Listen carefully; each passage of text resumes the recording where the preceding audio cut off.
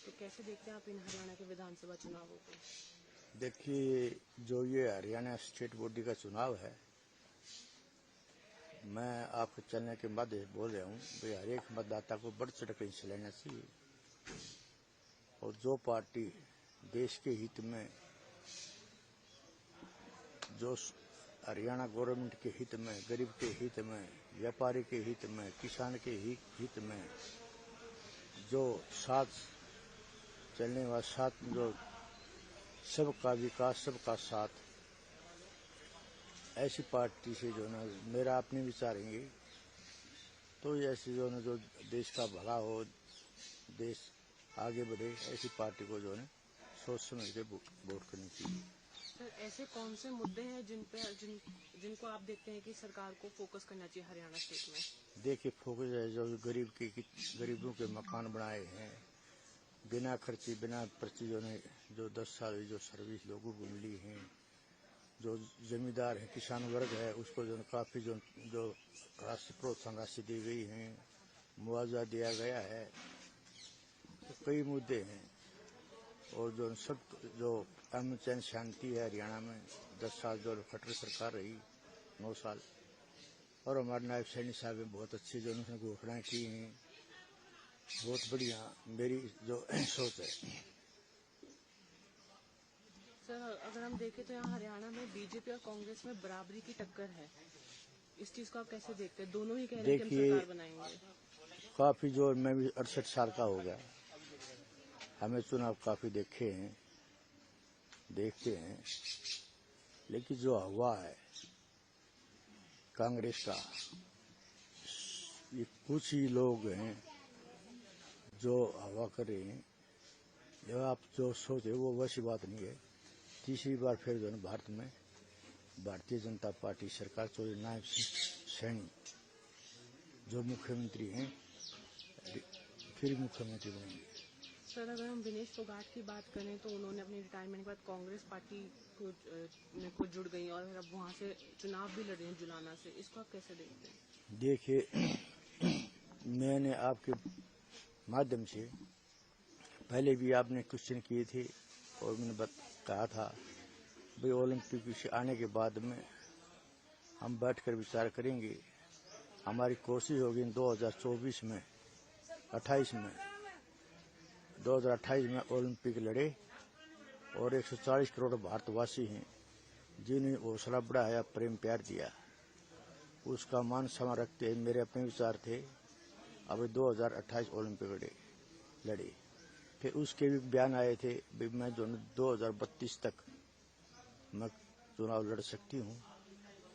पता नहीं, जब ओलंपिक से आई तो मैंने भी उसको जो एयरपोर्ट पर से लेने के लिए जाना था, लेकिन कोई उसने ऐसी पोस्ट डाल दी, मेरा मन टूट गया और मैं वापिस आ गया। उसके बाद में जो दीपेंद्र हुड्डा है, वो जो एयरपोर्ट पर से लेके आया है, जहाँ पर मेरे को होना था, वहाँ उसने राजनीति वहीं से शुरू कर दी। उससे पहले इसका कोई विचार नहीं था राजनीति का, न कोई चुनाव का। लेकिन उसके बाद में जो वो उड़ा के घर भी गई है, बुलाई है, उसके बाद में उसने राजनीति का फैसला किया। यार मैंने को दो एमएलए विधायक कोई बन सकता है, लेकिन ये जो ओलंपिक का जो गोल्ड मेडल होता है, एक उसका इतिहास होता है।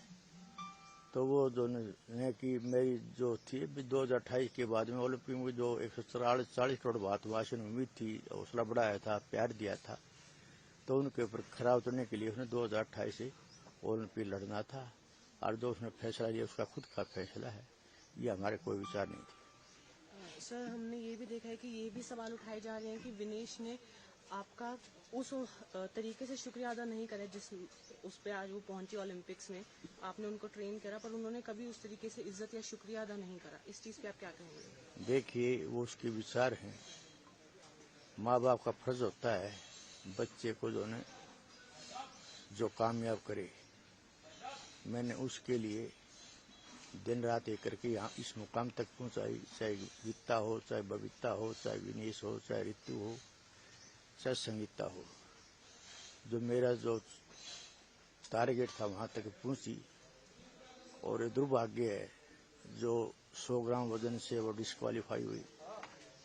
मुझे दुख है, लेकिन जो कहते हैं ना बेटा बेटी कुपात्र हो जाए, लेकिन माँ बाप की आत्मा होती है वो अलग होती है।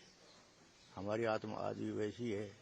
कोई बच्चा अपना जो प्रवेश करता है, कोई नाम करता है, तो आज भी मेरी वही आत्मा है, चाहे बच्चा चाहे कुछ भी कहे।